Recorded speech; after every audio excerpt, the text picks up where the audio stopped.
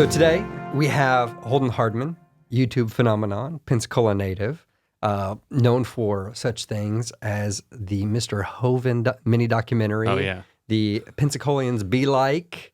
You just had a video yesterday where you had a fan interruption and you found out you were a true Florida native. Yes, that's right. Oh, God, you saw that. Yeah, absolutely, man. We do our research here.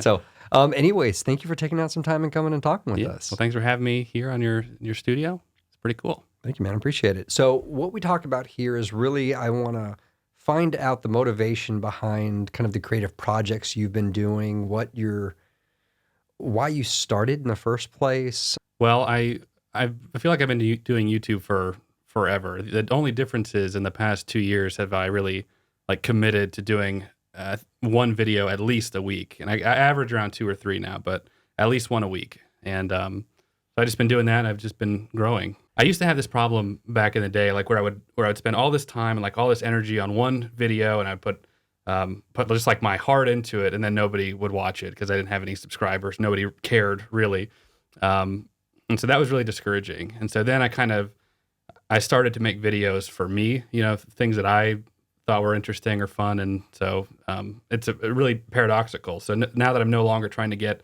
this audience, I'm in turn getting an audience. One of the first things I remember noting kind of in this newest iteration of your channel was, and it's actually been a while, but you were going around town and getting historical photos and matching them to locations. Where'd you get that idea? And I mean, that must have taken some effort. Yeah. So I saw a picture on Facebook of somebody. They were at the new location of wherever it was in their city, and they held up a photograph, in place to where it blended in really well. And I thought that was really cool. And I was like, I wonder what that would look like in video if you took the picture and then you faded it into something that was moving, more tangible, I guess. And so I found the first one I found a bunch of pictures of Pensacola from the 30s, around that era. So anything that I could find a landmarker that I recognized, and then I just did it. I just went out and did a 3-minute video, and that resonated with a lot of people, which was great for me. And so I did another one, I did a second one, then I did a third one. And then I always tried to add some different thing to them. Like in the third one, I made it about Pensacola's history of murders and stuff, like how Ted Bundy was caught here. So I featured him, about how Leandra Shaw was murdered in Ferdinand Square, or Plaza Ferdinand and stuff. So, and then the fourth one, I finally got a drone. So I found all these pictures from the 40s and 50s, above Pensacola. So I took my drone and recreated those. And so each of them kind of had a different theme, I guess. And then from there, I just started doing more Pensacola videos because people enjoyed making them, or enjoyed watching them, and I enjoyed making them. I mean, I think that's wonderful. I mean, and it just kind of started as you saw something that you found an inspiration and just kind of took off with it. Where did you find the historical photos? I just Googled them. Oh, wow. There's no big. Well, the first one was just Google, and then after that, I take that back. The second one I did, I actually asked the UWF Historic. They keep changing the name. It's like the Historic Trust or Historic Society or something now. I actually reached out to them to try and find pictures I couldn't find online, and they were kind enough to let me go in and pick some by hand and pick a couple of them out and stuff, and they waived the fee normally to do that. So I was like, thanks guys. And so yeah, I take that back. I actually did get to do something that was kind of cool. Up to your more recent videos, you've kind of been doing you've had some hits where you had kind of these repeating topics videos, but you haven't seem to have fell into a hole where you feel like, okay, well, that caught on, I have to keep doing that. You still have a lot of originality, and you seem to still be free that you can do what you want to do. Yeah. Even if, one thing hits, you might do it again, but you're still kind of evolving, trying different topics and things. I think that's great. How are you finding those different ideas? Is it all your own, or are you, again, like the picture, finding something that's kind of an inspiration? It kind of depends. And truthfully, on YouTube especially, it can be kind of a double-edged sword, because YouTube really, their strength is in the niche. So if I were to just make my channel Pensacola only, all my videos are Pensacola, that might help me out in the area. But I feel like just the way that I am, I don't know, it would just get old for me. I would just want to do other things. And so that's what I do. As far as the inspiration goes, it really could be anything. Something as simple as somebody says something, I'm like, I could make something with that, and then I'll just play with the idea and make something, and we'll shoot it and I'll post it. I try not to overthink what I make. That was a crutch for me. I overthought myself into inaction, where I would I would just be like, well, no, I can't do that. I can't do this. This looks stupid. And I just put it together, make it look good as best I can, and then just put it out there, put it out for the world to judge, and then I'm on to the next thing. I was at a workshop yesterday hosted by Vivid Bridge about podcasting, and one of the people, I don't remember which one it was talking about, they called it something along the lines of option paralysis. Like when you think you have too many ideas to do something, or, you haven't made a decision, you ended up kind of tying yourself up. So it sounds like you kind of were having that and then realized the simpler you could make it, the easier it would be to make something actionable. Well, I'm my own worst critic. I think all creative people sort of are. So there's no like comment that I could get that I haven't already thought of, like myself, this shot looks terrible. You sound stupid here. What this is, it doesn't match. Or like, I know it doesn't, so my own worst critic. And I don't know. I just sort of got over it after just doing it long enough, I guess. I'm still the you in YouTube. I know a lot of people, there's this worry about corporations. T-Series, I know, is really big with PewDiePie and stuff. But the corporations having so much control over YouTube, which the original slogan was express yourself, And so somebody was joking about, I do Christian memes on my channel. So I find memes that are kind of Christianity themed, and I just joke about them. And somebody was talking about the Adpocalypse 2.0. I don't know if you recall, which is they were worried about how ads and stuff are going to be affected on YouTube. And so somebody said, like, they saw on their YouTube recommended, it was like Adpocalypse, Holden's Christian memes, Adpocalypse. So I'm very proud of that. I just like to have fun, and I don't make really any money from YouTube. I get a little bit an ad, but it's very minimal. It's like $40 a month, which is great for me.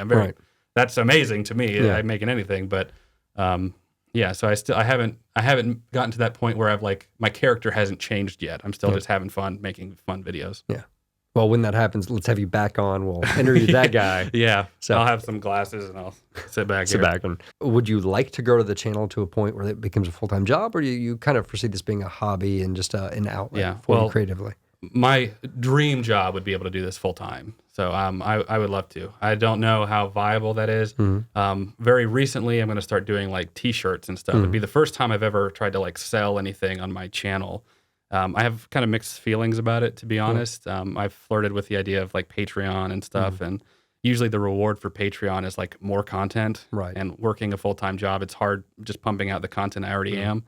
So I would much rather give something like tangible, like a T-shirt or something that I make a little bit of revenue. It's something that you can hold, and I would much rather do that, I think, than Patreon. When you come up with an idea, do you let the resources you have help determine what you can do, or do you kind of write things with kind of aspirations and say, okay, I love this concept for a video, and then you're trying to figure out how to accomplish it? Yeah, probably the second one. So I typically always have like 3 or 4 videos sort of in the works, depending on various levels of difficulty, how much time it'll take. So I usually have one that's like the most time consuming, the most technical, most difficult, the one that I'm putting all this time and energy into.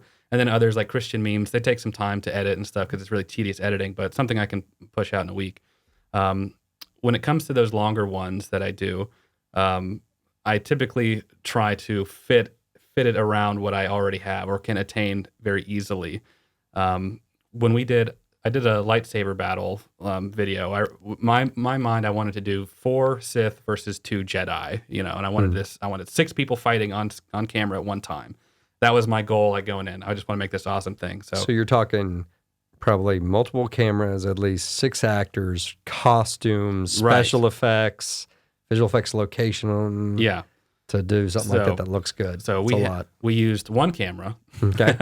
I purposely wrote it to that there would be no audio, no dialogue from characters. So I had to do visual storytelling. I think there were 2 lines in the whole thing.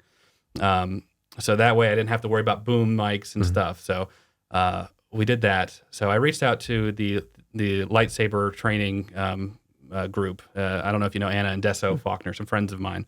So they do lightsaber training. I just reached out to them and asked if they'd be willing to do it. And so they said, yeah. And Deso, he choreographed the whole thing with his crew. And I told him what I was looking for. I believe in giving people like the freedom, I said, this is what I want. I don't care how you do it, but this is where we need to end. I don't care what happens in the middle. This is where we need to end. So he did. And so I immediately thought of the bluffs here in Pensacola. Yeah. Because it's like the Bay Bluffs there with the wood staircases that go all the way down. Yeah, it's like 3 different terrains all next to each other. It's like the beach area, woodsy area, and kind of more of a kind of a cliff. Yeah, a cliff. For Pensacola, for Florida. Yeah. And so I was not expecting them to wear their costumes and stuff. I was like, I'm cool with us just doing this in T-shirts. It's my YouTube channel, whatever. And they're like, no, we'll do costumes and stuff. And I was like, are you guys sure? Because I can't ensure like if you guys rip it or something, I don't want to be. And they're like, oh no, it's fine. We'll do whatever. So they came out in their costumes and their lightsaber stuff and choreographed it. We shot the whole thing and it was like 6 hours. It was a long shoot. But yeah, and then I edited it. It took me forever to do all the post stuff because it's like frame by frame tracking of a lightsaber on top of me posting videos weekly still. Oh, so this is well, you didn't dedicate to this. This is one of those moments where you were doing 3 at a time. Still, kind of like you were saying, wow, that's a lot to undertake with a full-time job. Yep. So I would devote, a few hours just when I could to this tedious, monotonous, tracking lightsabers frame by frame and then doing a video as well and editing that. And so that is a lot. And yes, I do know Deso and Anna, and they're wonderful. Hi. Very, very, very nice people. And it's not only are they passionate about the Star Wars universe, they're cosplayers as well. So you kind of lucked out there. Who were the other? You said you had, sounds like 4 others. Was it people they brought or you? Yeah, and friends? It was their people. So I didn't actually meet them until the day we shot. So I trusted Deso to have it choreographed. Did everything. Wow. That's a lot of dedication. So and he was choreographer. He did all the choreograph. And I basically said that here, I want these 2 to fight. I want to kill a little girl. And I said, Holden Hardman. Yeah, that's right. Slaughtering little girls with lightsabers.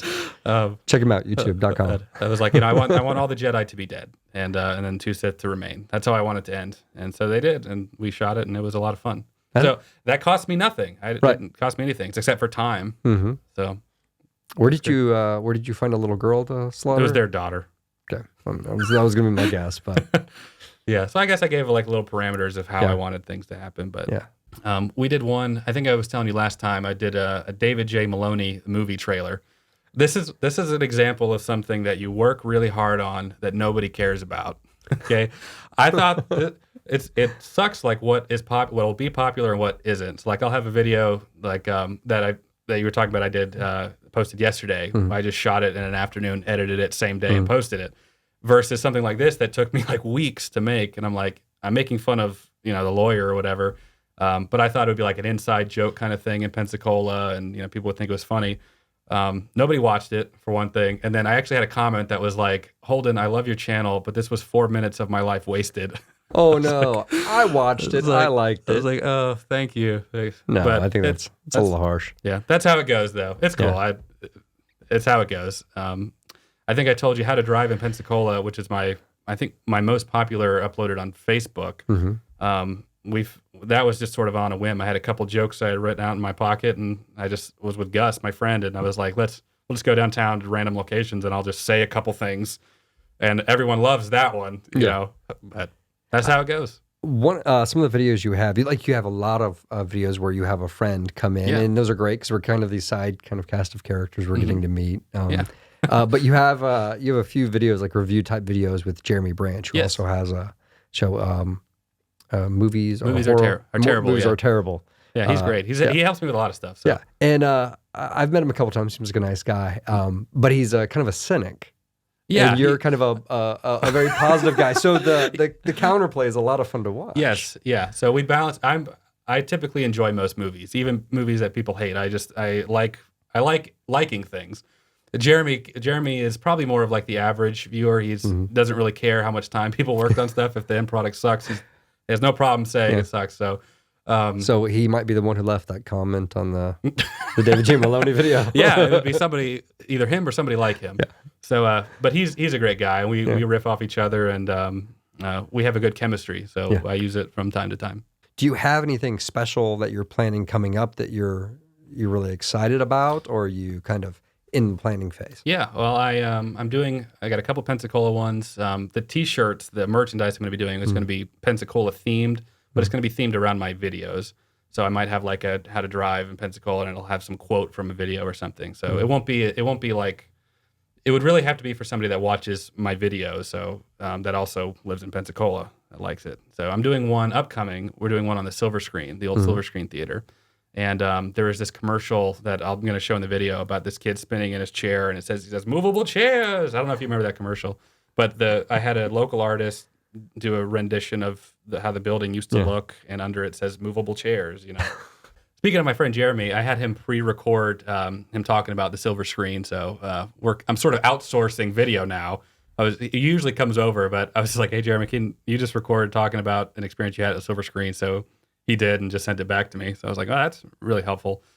Things like that. So very, very local like type of experience. Nobody who doesn't live in Pensacola is going to care about the Silver Screen. Right. So in that sense, it limits me. That's why I don't really want to be the Pensacola YouTuber, I guess. I'm great. I'm very grateful for it. But my growth, I can only grow so much in Pensacola.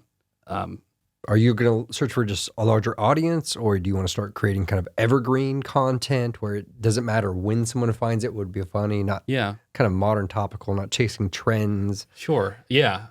Most of my videos aren't even Pensacola based. They're one in every like 5 or 6. I'll do a Pensacola one, sometimes more sporadically than that. I try to make videos that you could watch like any time. Like I have videos that I had one video in particular where I do some Dragon Ball Z content from time to time, which ostracizes my Pensacola audience because they don't care about that. But I did one video where I met the voice actor Goku of the TV show and how my experience wasn't that what happened, and I showed some footage of him reacting a certain way, and it was less than ideal. And to put this into kind of some context, I grew up with this character, this TV show, and this was my chance to meet him. And I just talked about it. I wasn't slamming him or anything. I just, it was disappointing. It was.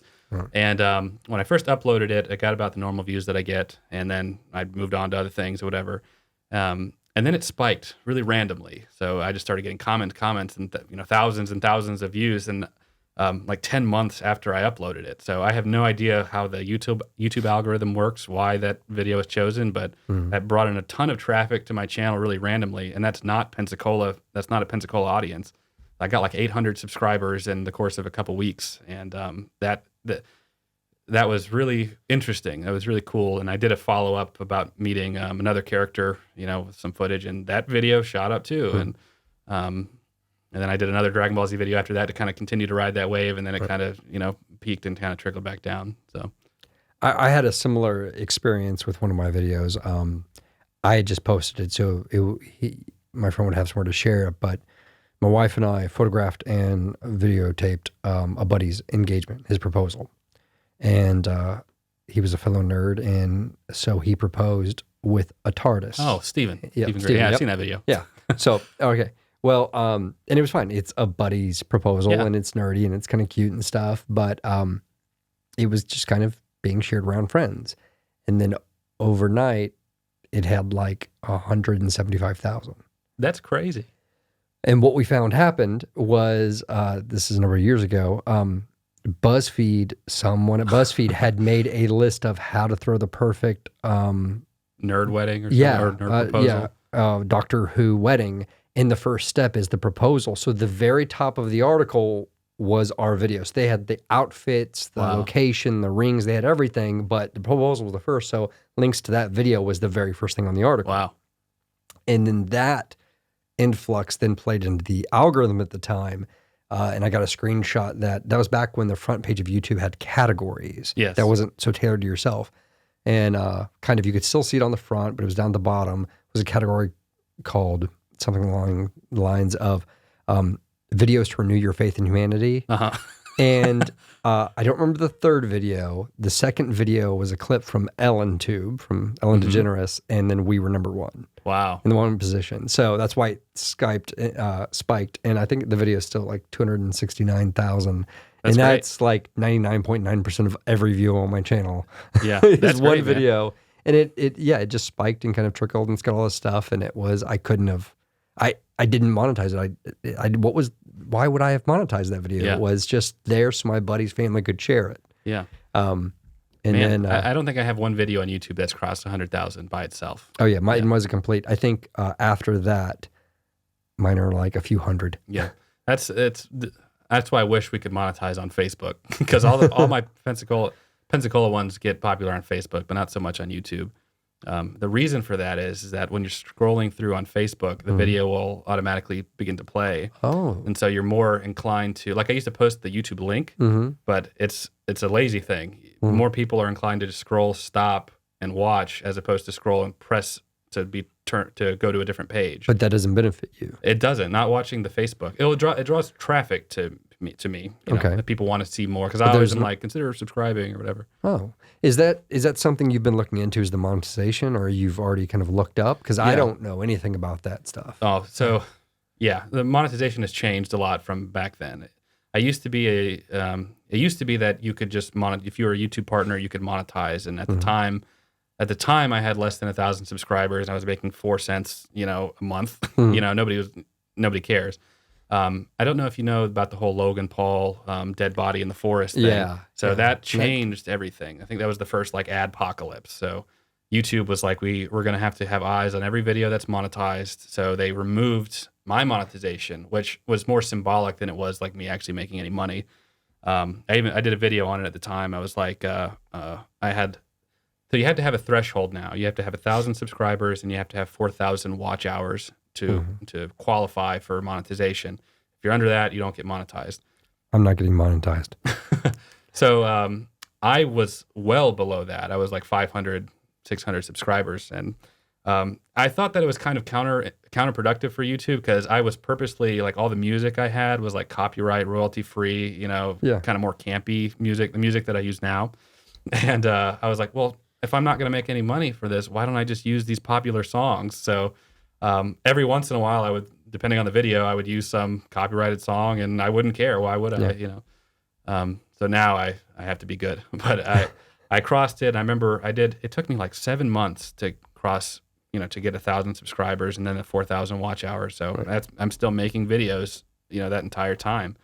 And the crawl from 0 subscribers to 1,000 was like the longest. I never thought that at the rate I was growing that I was going to reach 1,000 ever. And then the crawl from 1 to 2,000 was a little bit faster. It just sort of snowballs 2 to 3 faster, and then now I'm at 3,700 as of recording this, 3,700 subscribers, and that's great. I'm super. I did a video when I hit 3,000 back in May, so I'm almost to 4,000, and it's mid to late June now. That's great. I hope I can keep on this trajectory, and I hope it leads me to where I could do something like this full time. I think the content will change just naturally anyway, but I don't know. That's why it's good to have my circle of friends to kind of keep me, because I know if I step out of line, my friend Matt, like, Holden, what are you doing? Or Jeremy will keep me in line. So I'll be like, okay, you guys are right. I'd love to talk about that. How have you put that creative team together? Are these friends you were already hanging out with, or is it the friends that will be willing to be on camera? How are you? Because you kind of, like I said, we're kind of learning this little cast you have. I know the name Matt. I know Jeremy, Bree. Yeah. And then you have Gus from time to time. Gus moved away, so that's why you haven't been seeing him so much anymore. You kind of have this group of friends now. Were these the people you saw day in and day out, or they were kind of game to be in front of the camera? Yeah, these are friendships that I've developed fairly recently, I would say. Jeremy and I have only really been friends for like 2 years now, 2.5 years. Matt's been about a year. We connected, especially me and Matt, because we're just very polar opposite in terms of, like, Matt's a fitness guy. He does fitness YouTube videos, and I do like commentary, silly stuff. So we first met, I was helping him with his channel a little bit and to collab and stuff. And then I basically was just like, hey, I need somebody to do this part, and it's, silly. Would you be interested? And Matt has that personality which is like, yeah, man, whatever you want me to do. So he'll come in and he'll do some silly thing for me, and he's just sort of started to do more stuff like that for me, and I help him with his channel. I helped him edit a video today, as a matter of fact, and he was like, it's just not clicking. I don't know what it is. He overthinks, so I'm just like, stop doing this. I come in there and I edit a little bit for him, and he's like, oh yeah, it's so much better now. I was like, no problem. So we help each other in that way. I've done a couple videos recently with Matt, actually, where the video itself is like me learning something, so I'm automatically like sucking at it. We did a video we were trying to paint like New York style paint, like if you go to Times Square and they'll paint the planets and stuff. And Matt saw a video and he was like, Holden, I really want to try and do this. So we bought a bunch of paint and we watched his tutorial and we tried doing it. And, I sucked at it. That's part of it. So I was like, well, we could practice a bunch and then we could do one, but we just had fun sucking on camera. So I know in 2019, there's no one wanting to start a YouTube channel. But I mean, what are some tips you'd give to somebody if they're wanting to start? Yeah. It's funny that you say that. I had somebody that asked me what like equipment I would recommend and stuff. At the end of the day, man, like any type of camera, I was filming I had a graduation gift. It was a little pixel camera and it just happened to shoot on 1080p. It was a gift from somebody. It was like a $100 camera. And I made all types of videos on that. I think that people will get discouraged because they don't have this certain type of equipment. They don't have like the audio equipment. They don't have this. They don't have that. Just make videos. Would be my thing. Go get a $200 camera if you have it. Because I don't have like the money to buy the equipment I wish that I had. So I have to make the most of what I do have. And luckily, I've been able to evolve and grow a little bit. And I think I even joked with you. I was like, I just spent $500 on this thing. I got to make sure it lasts for 5 years. And it's true. So whether you have like if I had the quality of the camera in my phone back when I was a kid, that would have been like amazing. And then just the use another phone for a mic. I've literally taped a phone to my chest and put my shirt on over it to get audio. Just make videos, and then over time the new equipment will come. Just get to work, just start. Yeah, I think you'll constantly find excuses not to make them. That's what I talked about, overthinking to inaction. Just make videos. That's great. That's my advice. Just make videos. And you're right. I mean, if you've got a smartphone, you can shoot, you can get your music there, you can edit it on the phone. I mean, there's no reason free editing not to. Software. Yeah. 4K phones. Mm-hmm. I mean, do you remember the very first creative project you undertook? I mean, as a kid, Yes, I do. So I was very little and it was a Spider-Man thing. One of my friends had a Spider-Man suit and we had those Hulk gloves. Yeah. It's just a whole movie, but it was just like, it followed like a storyline. Every time our friend would come over, we would watch it and we'd be like, oh my gosh, this is amazing. And then we'd pick up where it left off and it was garbage. It was trash. Yeah. It was a trash video. But I was very proud of that. It's the first time I was like, okay, we're going to get this shot. And we didn't have editing software. So we would roll, pause, run over here, roll again. Yep. I did the same thing. Mine was, I remember talking my mom into buying a VHS-C camcorder for my dad because he needed to document the family. Yeah. For like Christmas when I was like 9. Mm-hmm. And she agreed and she bought it for my dad. And he was not that enthused about it because he just wasn't his type of thing. And I was psyched. And I took it to my room and I had it done. I loaded in the tape. I did the same thing. Record, pause, pause. And I got all of my Star Wars action figures out and did a little stop motion little film. Too. Yeah, it was like the very first thing I remember doing. Like it's a rite of passage. You have to film your toys stop motion. It was the first thing. And then, like you said, friends and stuff and getting into middle and high school and whatever they would let you get away with. I would say another thing is that you don't have to be extroverted to make good videos. I think people get surprised with me because I would consider myself more introverted, but then I'm going and making these, videos where I'm a little bit more outlandish or whatever. But I remember the first time trying to be in front of the camera and just trying to like talk to the camera like it was like a person, because in a lot of the commentary videos I do now, I just talk to the camera like it's a person, and it's a lot easier for me now. But at first, I just would start rolling. No, that sounds stupid. Hey guys, no, that's stupid. And I would just overthink. That's a reoccurring thing. So what I did is that I would watch people that were so much more natural at it than I was, and I would like try and learn. I would try and like see how they would do it, very like self-aware, and I started to like script out things, saying things the way I wanted to say them, and just like memorizing them, and that was a lot easier because I knew what I was saying and I was saying it the way I wanted to say it, and then I got really good at that, and then I was like, let me just bullet point it now. So these are the topics I want to talk about, and I still do that to some extent now. So that I could just be more natural. And now I'm kind of more, I can just sort of riff. But it took time to get there. I was not natural at that at all. And if you are looking to be creative and starting to do stuff like that, if you can't do that, just write what you want to say, and then just try and, some type of paraphrasing of that and stuff, or memorize it verbatim and work on your delivery and all that kind of stuff. The magic is in the edit. They only see what's done. They have no idea that it took you 10 takes to get it right. Jump cuts. That's why I do a lot of jump cuts on my channel. There's a small community I've joined in with recently on YouTube. They do live streams each Wednesday. And right now it's quite small. We have probably 75 people or less in the live stream. But because it's so small, when we ask questions, they get answered. When we pop in, they know who we are from the previous weeks and stuff. And it is growing. And ideally, I hope for them that it gets large.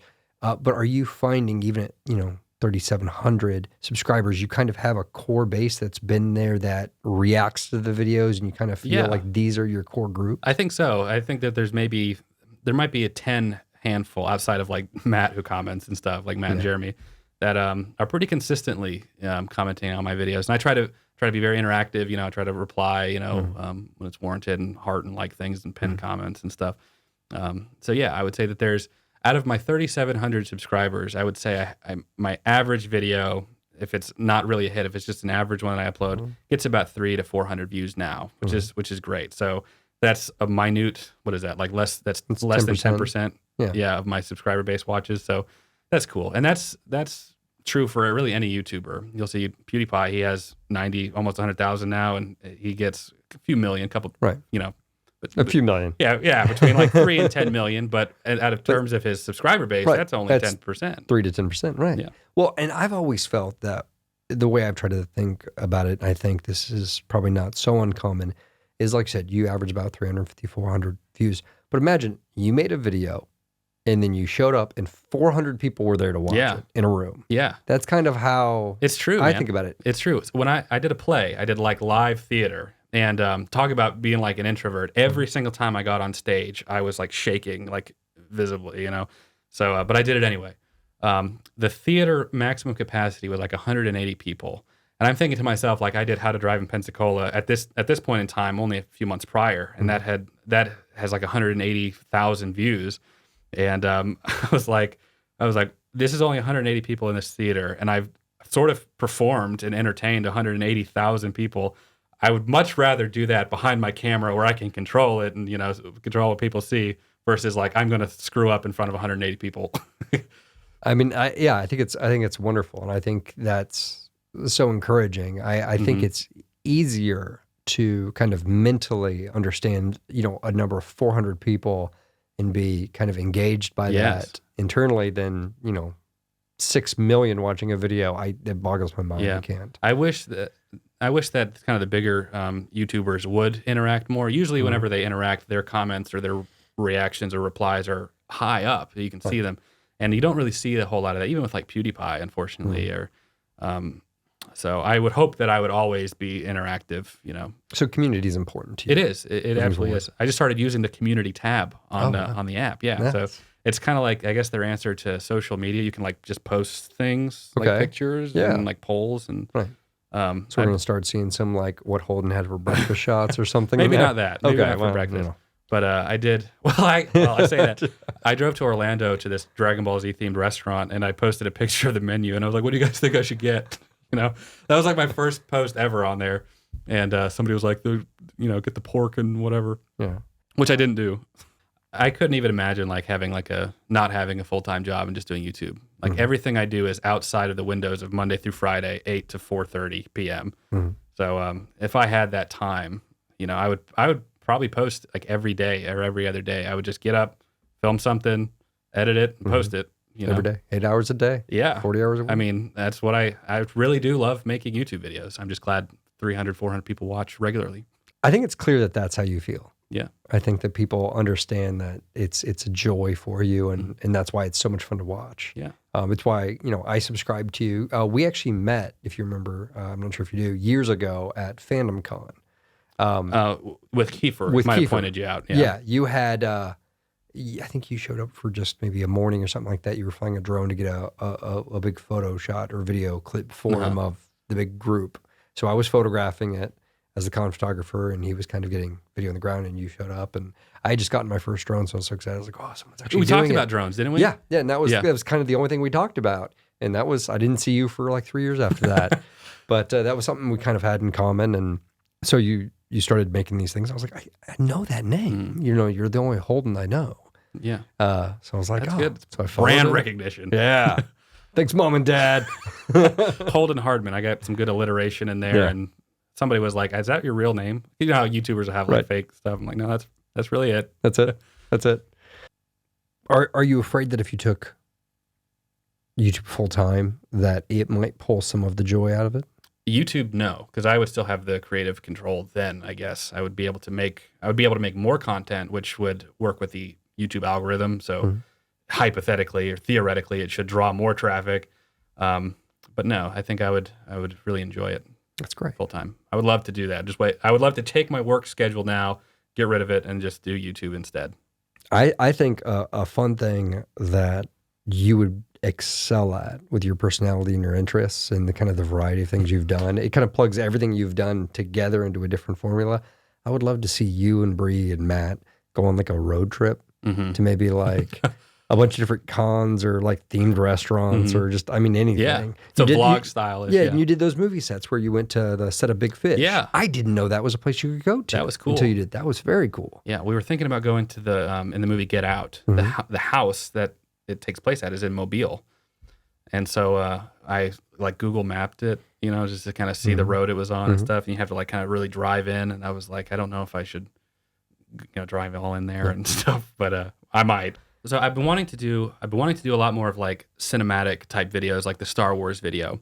And I've been meaning forever to collaborate with Chris Jadala. And we've talked about it I feel like for years. We're like, hey, Chris, we'll get together. I actually ran into him at Target the other day, and he brought up. He was like, when are we going to do a collab? I'm like, I don't know. When do you want to do it? So here's an interesting story. So when I went to Pace High, Chris was like, he was a junior when I was a freshman, or he was like a couple grades above me. And I was always too shy doing like my own like little videos at my house that I wouldn't show anybody. Nobody could see them. But he would do like the morning videos every day for like school, him and his friend.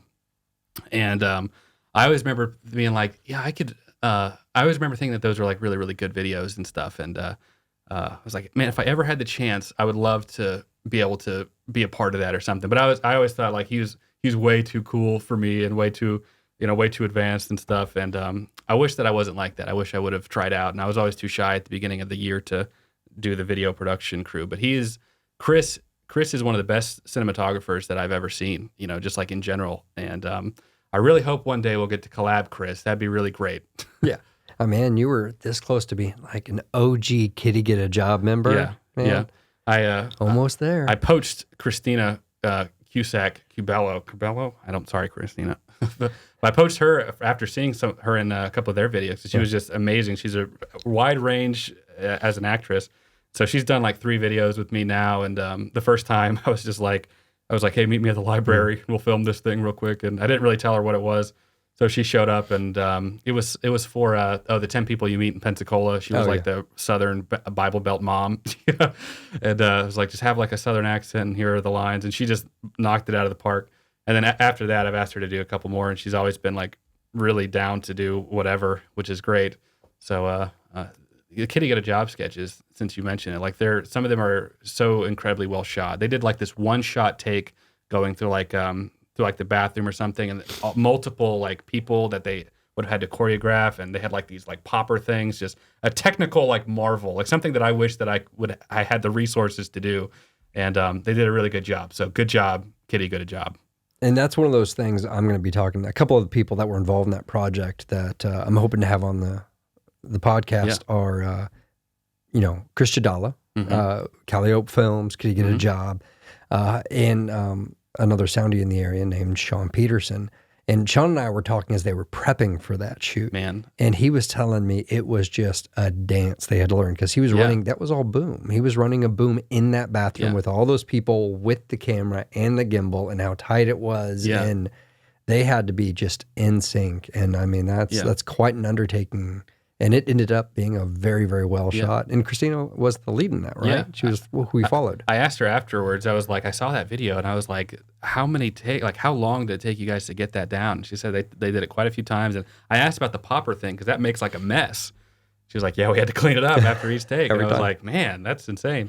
So much respect. I wish I could do more stuff like that. So it's a great crew, and Christina, I've crossed paths with her a few times. Really nice lady and girl, and she's a great voice actress as well. Yeah. So stuff that's really impressed me. And like you said, Chris has got a really great DP. Really, he's put together a great little crew he works with. It's kind of known as a gimbal ninja in our area. Mm-hmm. Likes to wear all black. He's really good with that. I guess I haven't really seen him outside of wearing black. Now that you mention it. Yeah, he mentioned, we had coffee once and he mentioned that's only what he wears. I saw this meme that I sent to him. It said, me picking out my wardrobe for the day. And it's that popular meme where the guy's girlfriend's pulling his arm and he's looking back at the other girl. And the girlfriend is the entire color wheel. And then the girl passing is just the color black. That's good. Yeah, and I was like, it made me think of Chris immediately. So his branding is working for him. Yeah. So it works really well, and so I think that'd be a great collaboration with you. Yeah, it'd be great. There have been a couple times where he's asked for like extras or something to be in some videos, and I was like, I this is why he doesn't ask me anymore, because I like multiple times, like at least 3 times, I was like, Chris, I can be an extra in this video, and then it'll be like a couple days before I was like, Chris, I'm really sorry, I got to cancel or something. It won't happen again, so I'm gonna take it. That's why I don't get asked anymore. Either that or they hate me, and I don't know, but I don't think that's it. I hope not. Chris, don't ask me. I'm not that good. I've only been in 2 productions for a buddy, and he made me a dead pirate both times. And the second time I was face down. I must have been so bad. Uncredited. Yeah, it was. So I think I got the hint. So I'll try and stay behind the camera. Yeah. Well, thank you so much for coming in, man. I know you're heading off to do this 5K run tomorrow. Yeah, that's good. I hope slim it down a little bit with Matt's help.